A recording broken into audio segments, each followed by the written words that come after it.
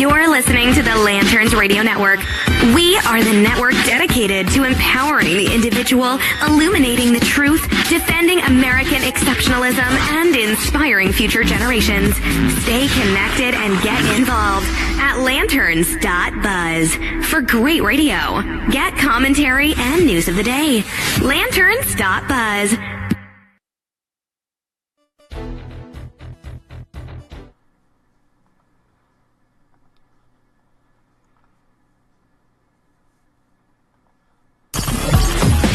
You're listening to the Lanterns Radio Network. We are the network dedicated to empowering the individual, illuminating the truth, defending American exceptionalism, and inspiring future generations.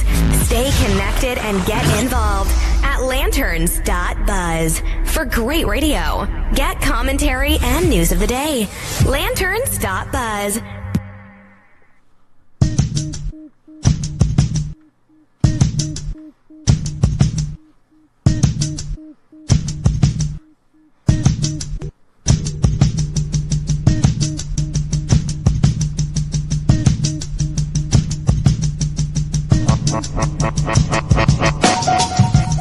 Good afternoon, everybody. You're listening to the HollowNet podcast here on the Lanterns Media Network from Phoenix, Arizona. We are live, and I'm your host, Matt Holloway. It is December 31st in the year of our Lord 2017, and this is the last HollowNet podcast of 2017. Oh, we've got a lot to go through, and it's going to get a little bumpy here, kids, because it's looking like things are coming apart in the Middle East in a way we haven't seen in almost 40 years. And also, one has to wonder from Buzzfeed, what is socially acceptable racism? And finally, I actually got to see it. I give you my review of Star Wars: The Last Jedi. Stick around, it's gonna be fun. You're listening to the HollowNet podcast on the Lanterns Media Network.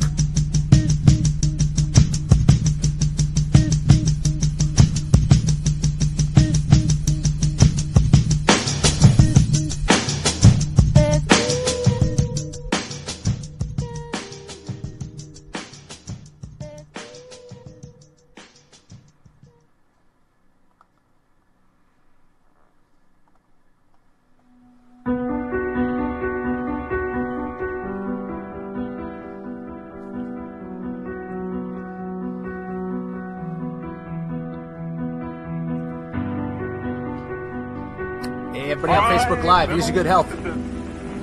Recent event has imposed upon the patriotic people of this country a responsibility and a duty greater than that of any since the Civil War. It is the common people of the world that are interested in this business. They know when we have war, it is they that have to bear the burden. It's their sisters and mothers and daughters that have to wait, trembling, to hear the news. We are called as a people to give testimony in the sight of the world to our faith that the future shall belong to the free. Since this century's beginning, a time of tempest has seemed to come upon the continents of the earth. I would remind you that extremism in the defense of liberty is no vice. And let me remind you also that moderation in the pursuit of justice is no virtue.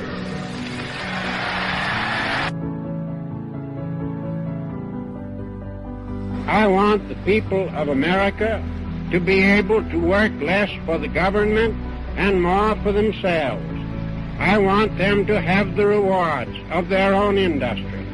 This is the chief meaning of freedom. Until we can reestablish a condition under which the earnings of the people can be kept by the people, we are bound to suffer a very severe and distinct curtailment of our liberty.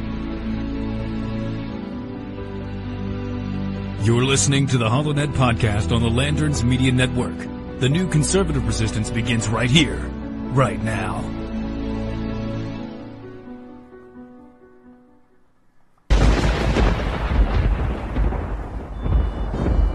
Allied reinforcements have arrived from the west.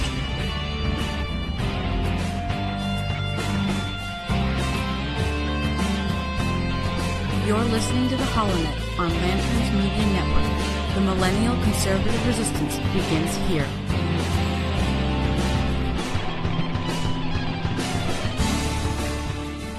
That's right, boys and girls. The conservative millennial resistance, millennial conservative resistance, or the new conservative resistance. Either way, we're conservative and we're resisting this BS. It begins right here, right now, with you. You're listening to the HollowNet podcast here on the Lanterns Media Network from beautiful downtown Phoenix, Arizona. We're not downtown, and it's actually kind of gray and overcasty today, but hey, we're going to deal with it. Now, a couple of things to jump into today. First and foremost, our slightly, maybe potentially clickbaity bit in oh, hell, what's the word I'm looking for? It's not really inflammatory, because it actually happened. But had to jump out in the title bar here and say, what is socially acceptable racism? Buzzfeed? What is it? I mean, is there such an animal as racism that is okay? That really is acceptable in the greater social strata? TheBlaze.com reports, media critics say BuzzFeed list of things white people ruin is racist and bigoted. Lovely write-up by The Blaze. I actually read the list on BuzzFeed. Don't know if it's still up or not. Gotta check that sucker, see if it's here. Yep, 37 things white people need to stop ruining in 2018. Now I ask you this.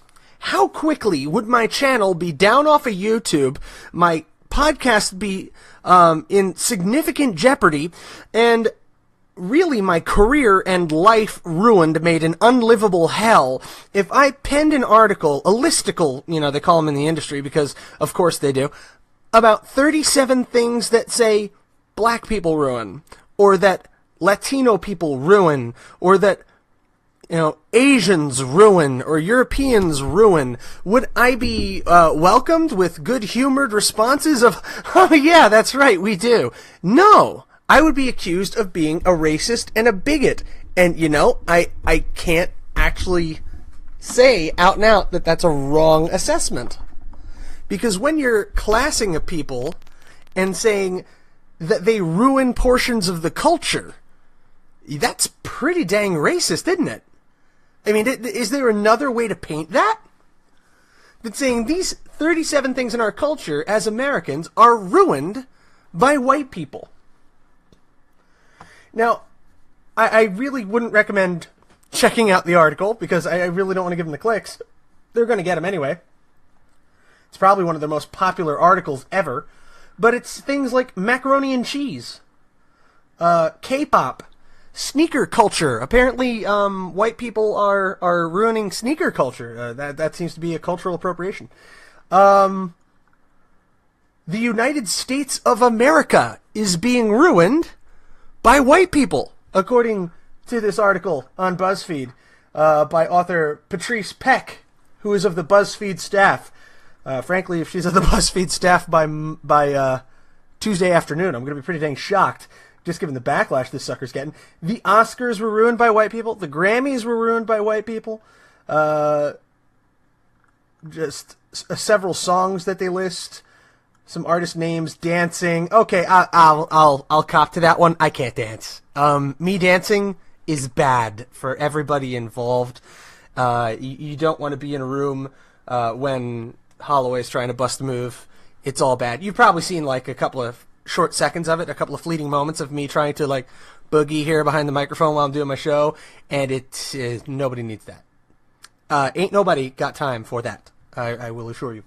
But we really do have to ask ourselves the question of what is acceptable in candorous talk. And when I say candorous, I mean not a character from Star Wars Knights of the Old Republic. If you're a like I am, and I'll get back to how much of an I am later in the show, because yes, I finally saw Star Wars The Last Jedi the other night. But when I say candorous, I mean conversations with candor, where we're being honest with ourselves and honest with each other. What are the acceptable fields where we can talk about the differences between people based on culture, race, gender? Are there any? Does it exist? Because it appears to exist online in a couple of places. You can talk about white people. You can do that. That's cool. Mainstream media gives the blessing. Speaking of blessings, you can talk crap about Christians all day long. You can talk crap about Christians till you're blue in the face. Okay? So you can talk crap about white people, you can talk crap about Christians, but nobody else. And you can't even talk crap, really, about white women so much if you're a man, or about, Christian women if you're a Christian man. So it's white Christian men are just, like, crapped on by socially acceptable norms. So, is this backlash? Because, Christian white men have ostensibly been in control of the world for a couple hundred years? Is this acceptable? Is this okay?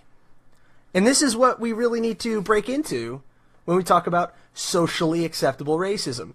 And I'm going to hear the arguments that there's no such thing as racism against white people, but at the end of the day, when you are classifying somebody based purely on their race, based on their racial characteristic, and saying that they are ruining society, whether you're kidding or not, whether you're joking or not, whether this is a 37-item listicle that is just all in good fun,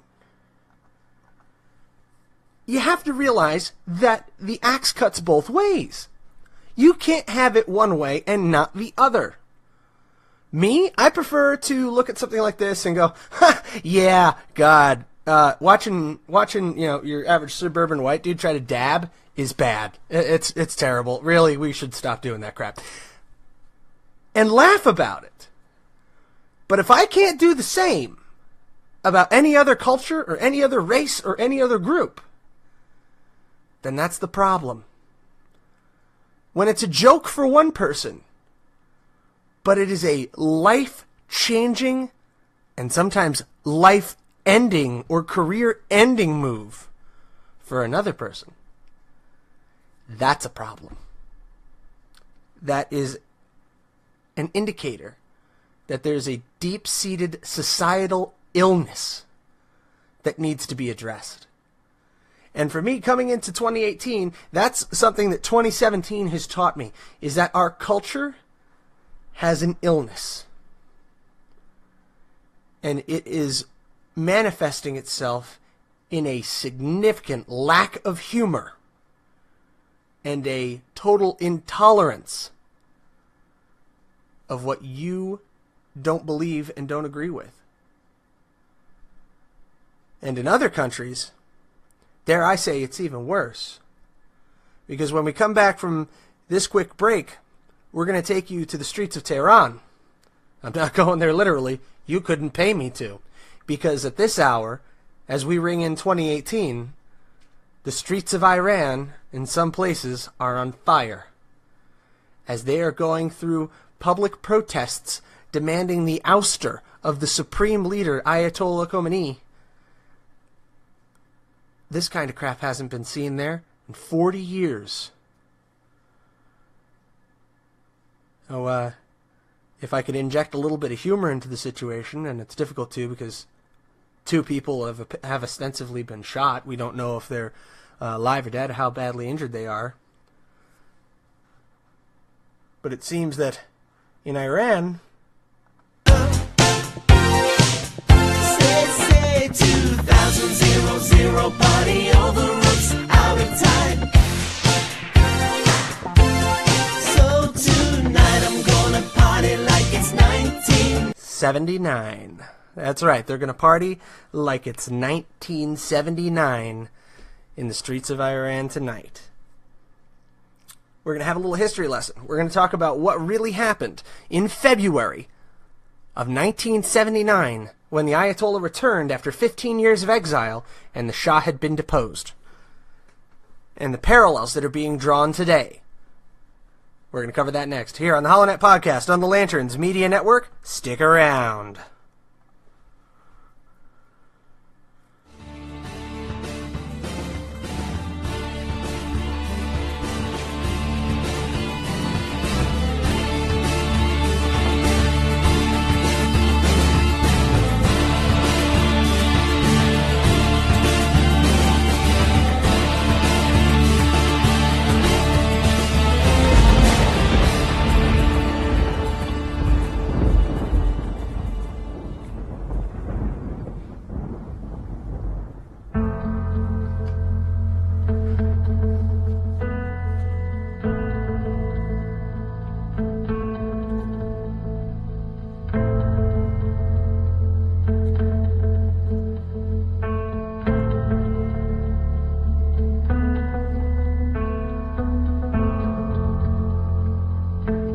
see people coming together not for divisiveness of party or for dichotomy of thought, but for unity in principle.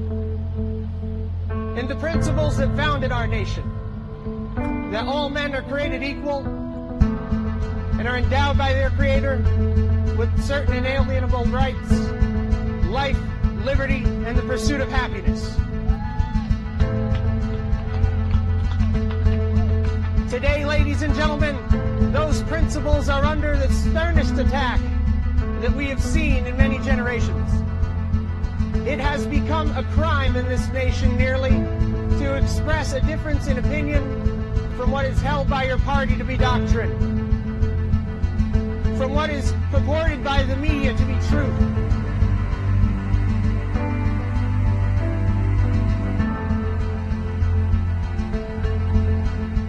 We have an opportunity to reach out to our fellow Americans regardless of their creed and regardless of their political inclinations, and unite as Americans, not as Republicans or as Democrats, as liberals or conservatives, but to unite around the principles that have guided this nation so well.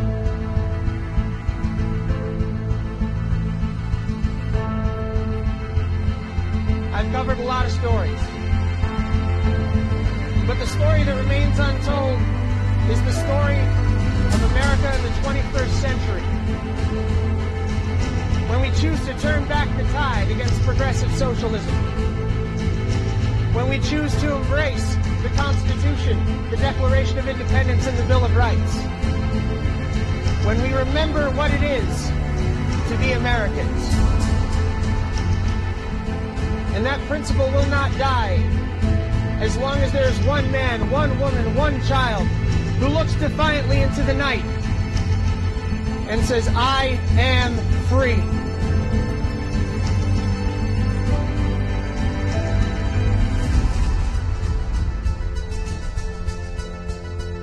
You're listening to the HollowNet podcast on the Lanterns Media Network. The new conservative resistance begins right here, right now.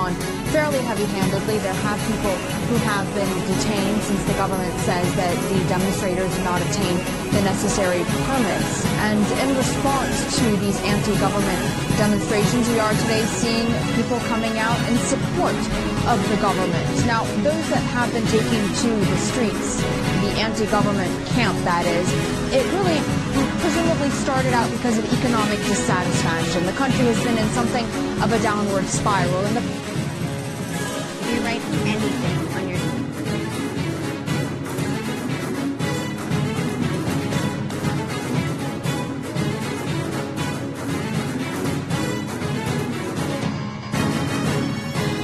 Batai joins us now by phone from Tehran, the capital of Iran. So Sayed, describe what's taken place on the ground over the last few days.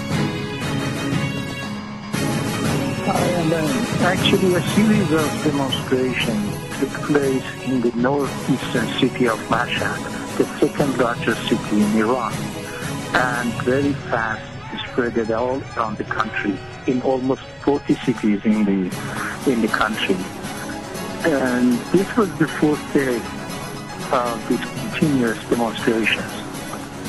And as you mentioned, the demand of the people who have been demonstrating is economic issues, corruption, and recent raise of the prices in all commodities, especially the fuel which is not yet approved, but it's going to be, and some other things.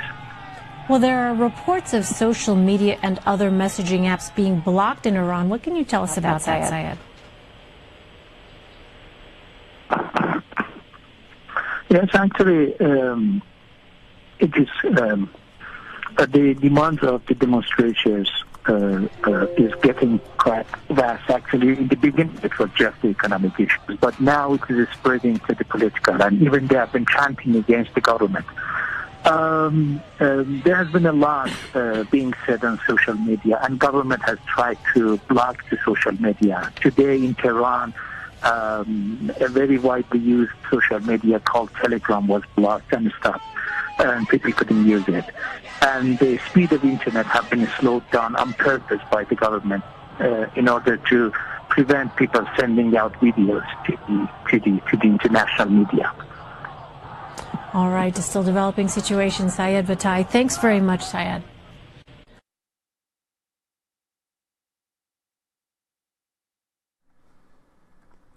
What you just saw and heard were live reports coming from CBS and also CNN on the developing situation in Iran. Now, these clips are available on YouTube and are readily visible for you. But the protests have continued now into their fourth day in Iran. And what the big concern is that protests of this nature that are calling for the ouster of Ayatollah Khomeini have not been seen in the streets of Iran since 1979. And we go to the History Channel write-up. This day in history, Ayatollah Khomeini returns to Iran. On February 1st, 1979, Ayatollah Khomeini returned to Iran in triumph after 15 years in exile.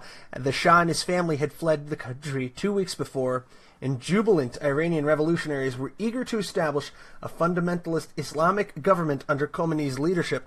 I'll drop a link to that into the show notes today so you can take a look. I want to make sure that everyone is coming into this fully aware that we could see regime change in Iran within the next 14 days. It is feasible. It is to the point where, in a move that not very many people expected, the President Rouhani of Iran actually said that peaceful protests are an inalienable right. Let's not forget the horrific crackdown on the Green Movement protests during the Arab Spring. Yeah, that right seemed pretty dang alienable back then at that point. I mean, President Rouhani said in a cabinet session on Saturday that people have the right to voice constructive criticism, which is different from destroying public properties, and added that the government will not tolerate anyone who attempts to provoke unrest. He said, unironically, "We are a free nation, and people are free to voice their protests according to the Constitution.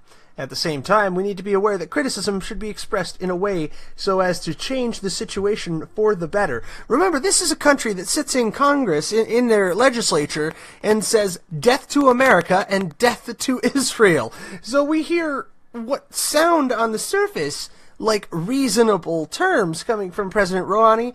This is something that should really shake people up a little bit, that Iran is trying to normalize the situation. That should indicate to you that there is a high level of concern in the Rouhani government and in the Ayatollah's government that they could lose control of the situation. So many people here stateside are saying that President Trump cannot afford to sit on the sidelines of this developing situation. He's earned some praise, according to The Hill, for his outward support of the Iranian protesters.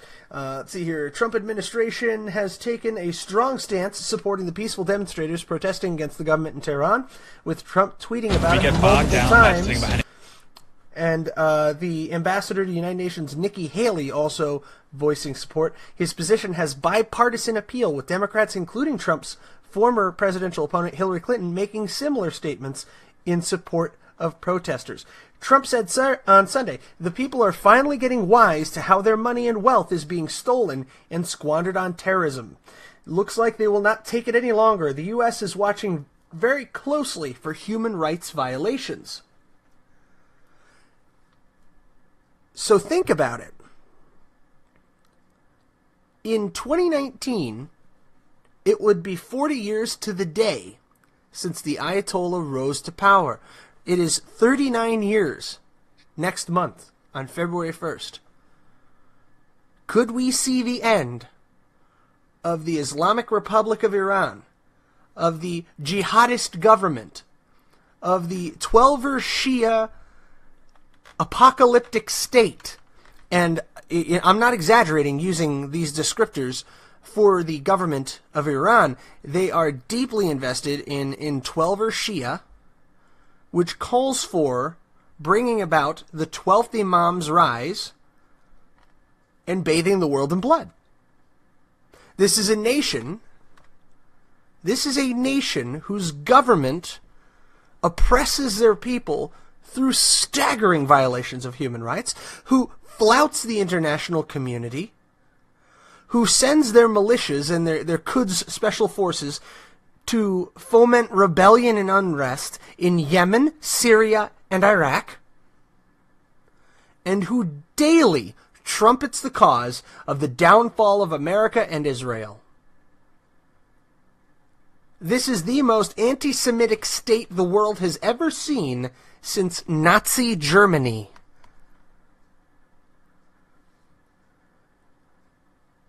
And we could see an end of the Iranian regime in the next year. Hell, it could happen in the next couple of weeks. This is not hyperbole. This is not an exaggeration. Protests of this scope have not been seen in over 3 decades in Iran.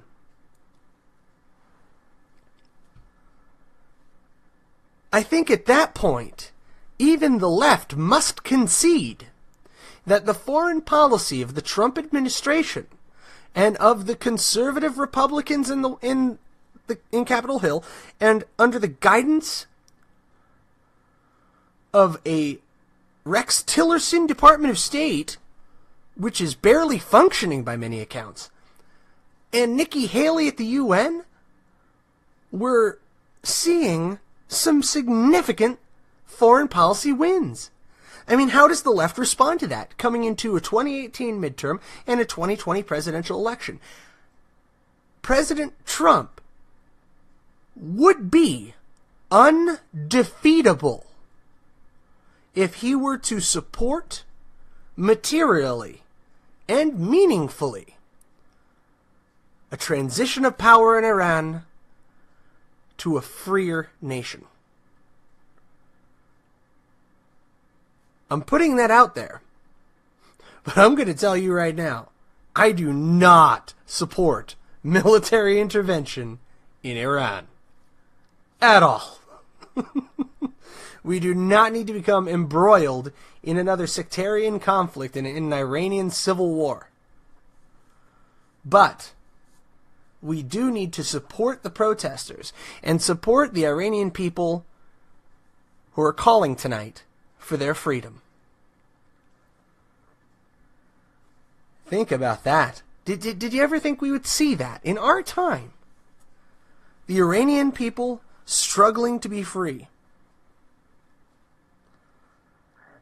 This is one of the key opportunities for the Trump administration to differentiate itself from the Obama administration. The Obama administration sat back and watched, and as a result, the Green movement was quashed with prejudice. If the international community supports these protests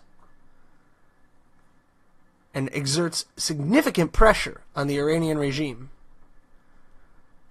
we may see changes. Changes for the better. And a peaceful transition from a theocratic, autocratic, and painfully oppressive regime. Something to hope for in 2018. All right, take a quick break. When we come back, I promised it, we're going to talk about Star Wars. here on the HollowNet Podcast on the Lanterns Media Network.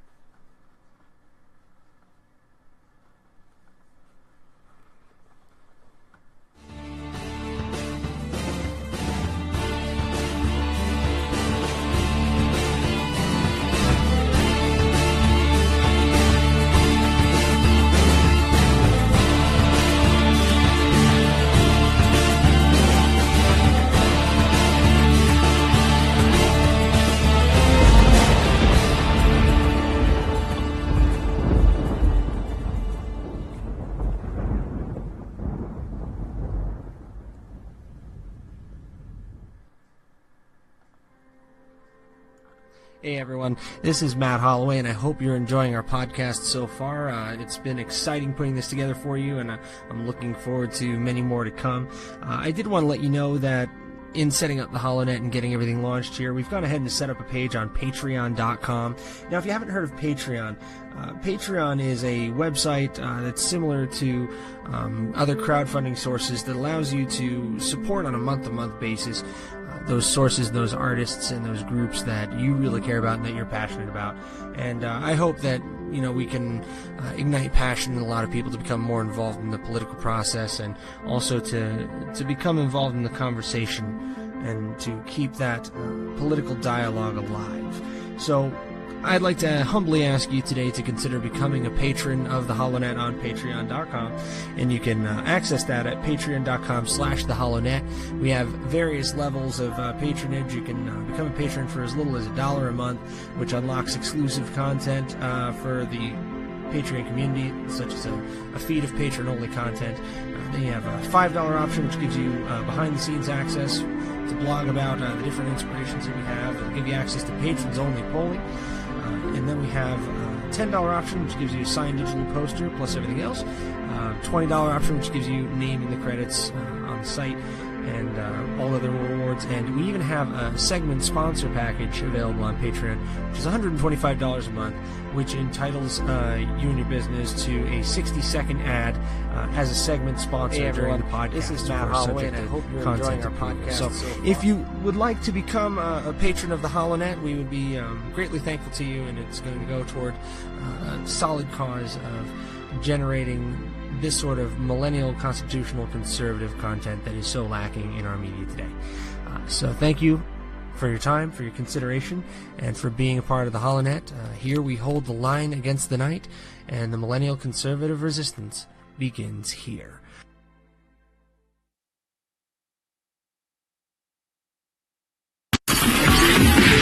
You're listening to the Lanterns Radio Network. We are the network dedicated to empowering the individual, illuminating the truth, defending American exceptionalism, and inspiring future generations. Stay connected and get involved at lanterns.buzz for great radio. Get commentary and news of the day. Lanterns.buzz.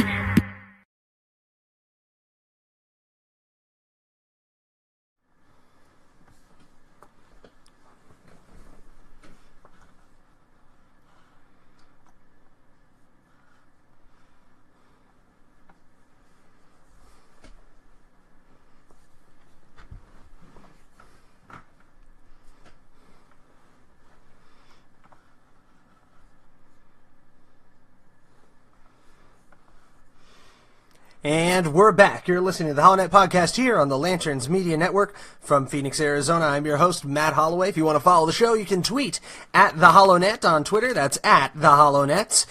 We're also on Facebook, facebook.com/HollowNet.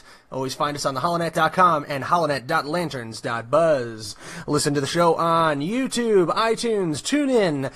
We're also on the iHeartRadio app if you want to check us out there. All very awesome ways to check out the HollowNet Podcast every Sunday here on the Lanterns Radio Network. Now, promised it, we're going to do this. This is happening. It's a thing that's happening. We got to do this. So, we're going to go real quick.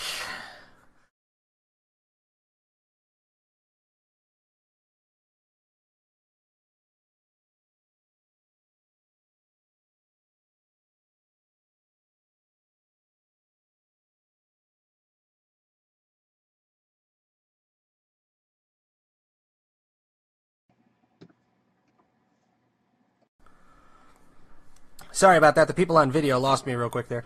But, yeah. Here's the HollowNet Twitter. And the reason that I bring this up is I really wanted to show you something kind of cool here. The other night, my father-in-law, we went to see Star Wars The Last Jedi, and I had to tweet this out.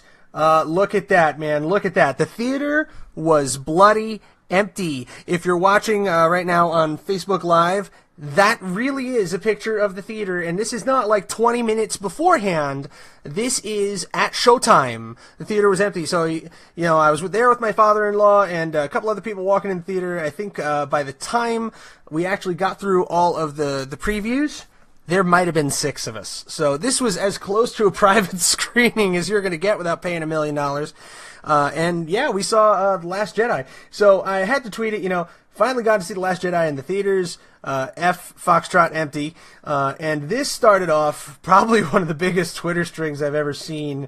And check out the metrics. Apparently that got to 11,848 people. Tons and tons of engagements on that. That's awesome. So, you know, somebody asked if Mark Hamill's going to respond. I doubt he is. I'm just not that important yet to actually get a tweet from Mark Hamill. But what I wanted to really ask is, what is the big flippin' deal that everybody is freaking out about when it comes down to Star Wars The Last Jedi? Now, I know that initially there was a lot of concern because J.J. Abrams pretty much said that they were going to do diversity hiring for The Last Jedi. Let me see if I can find where that was. I know they were going for extreme diversity in the cast, and you have great cast members like John Boyega. Yeah, here we go. Star Wars director and producer J.J. Abrams says he has changed his hiring process so his production company reflects the diverse racial makeup of the nation. So everybody is saying that, you know, J.J. Abrams was bringing, like, the SJW case to Star Wars. But I'm telling you, I watched the movie, and it's all right. It's a good movie. I actually liked it. I really did. I don't want to hit you with too many spoilers because I'm not a jerk like that. Excuse me, still getting over a cold. But I really have to say, I was impressed. Now, there are going to be some parts that people don't like. And there's one part way toward the end, and it has to do with a major character and how they end out. And people are going to be mad. A lot of people are going to be mad at it. But you have to remember what George Lucas said about this series of films and about the overall Star Wars story and the way the arcs move is that they rhyme.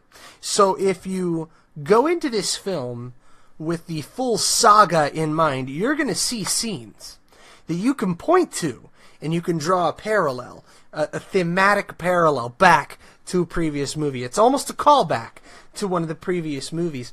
And in that context, you'll get it. And I think you'll really enjoy it.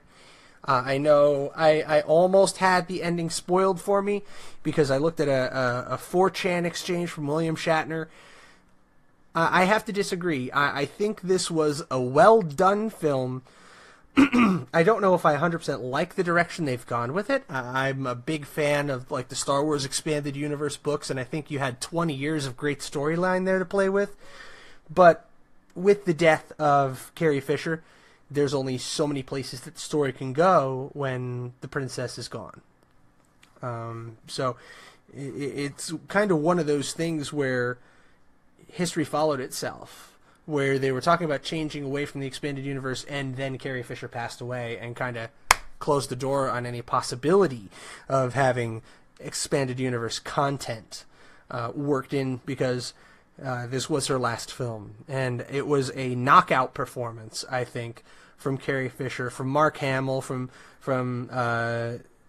Daisy Ridley, John Boyega. I think the cast just did an incredible amount of work, and a welcome back return to a big role for Laura Dern.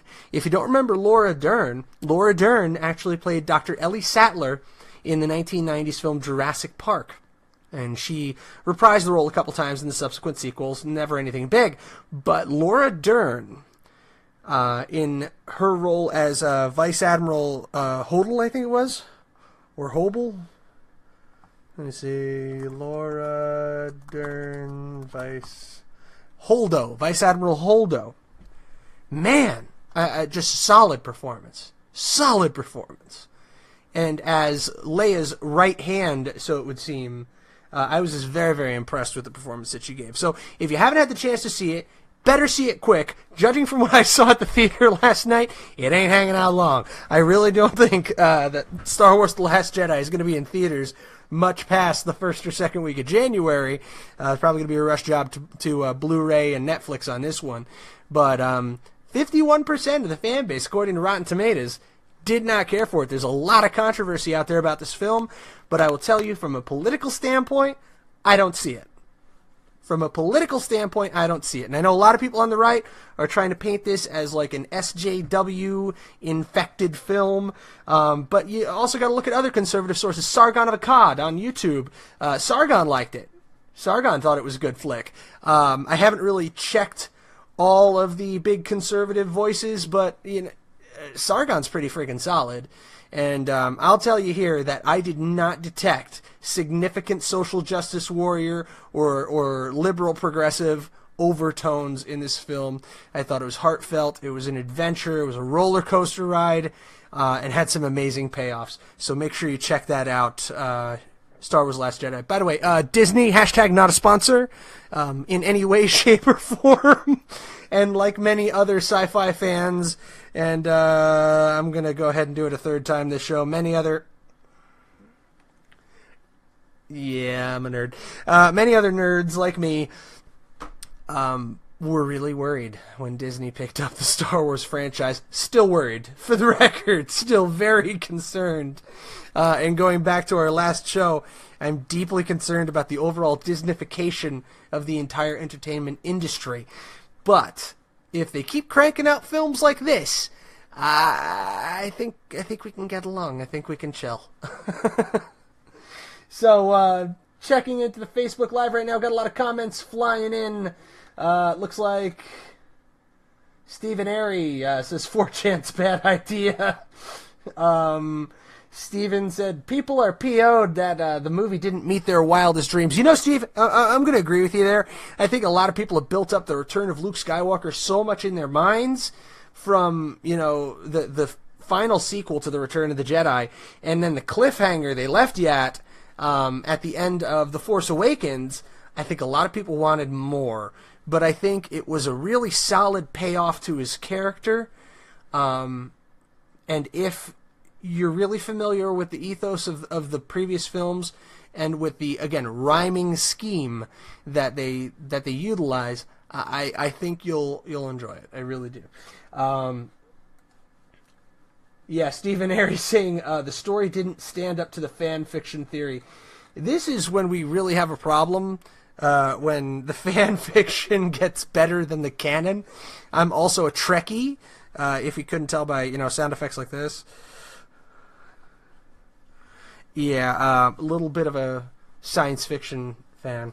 And honestly, I've seen a lot of fan work that really surpasses what's being put out by the theaters. One really good example of that, if you haven't had a chance to check out Prelude to Axanar, which was hatcheted by Paramount and CBS, I think mid through last year, just before the launch of Star Trek Discovery, because it was so thematically similar, and CBS and Paramount slammed the door on Star Trek fan films, basically made it so you can only do them as shorts, you know, like less than 30 minutes in duration, so that no one can ever make a full-length feature Star Trek fan film again, even if it's for no money. So I think they're kind of closing the door on that concept. So when we come back, we're going to review what's coming up next week as we go into the beginning of 2018. A couple of stories to watch. Of course, we have to address one unfortunate piece of news that came out today. It appears that there's been a shooting in Colorado, and several deputies were wounded. At least one was killed in an ambush-style attack just outside of Denver. We're going to touch on that story when we come back here. You're listening to the HollowNet podcast on the Lanterns Media Network, the last HollowNet of 2017. Stick around. We got a little bit more to get through. And then, hey, pop the bubbly and Old Lang Syne and all that garbage. You're listening to the HollowNet podcast on the Lanterns Media Network.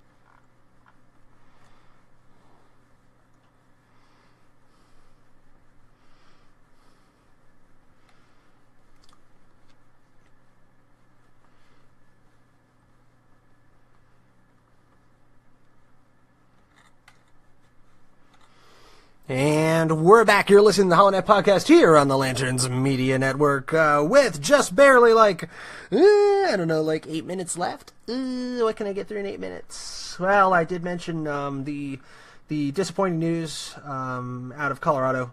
Very saddening news. 5 hours ago, a Colorado deputy was killed, 4 others shot in an ambush-style attack outside of Denver. A New Year's Eve domestic disturbance sparked an ambush-style attack that left 1 deputy dead, 4 others injured, and 2 civilians wounded at an apartment complex just south of Denver. The suspect fired off 100 rounds with a rifle at the Copper Canyon apartment community in Highlands Ranch, Douglas County Sheriff Tony Spurlock said. He said they all went down almost within seconds of each other. The unnamed suspect who died during the attack was known to law enforcement. They did not reveal specifically how the suspect died.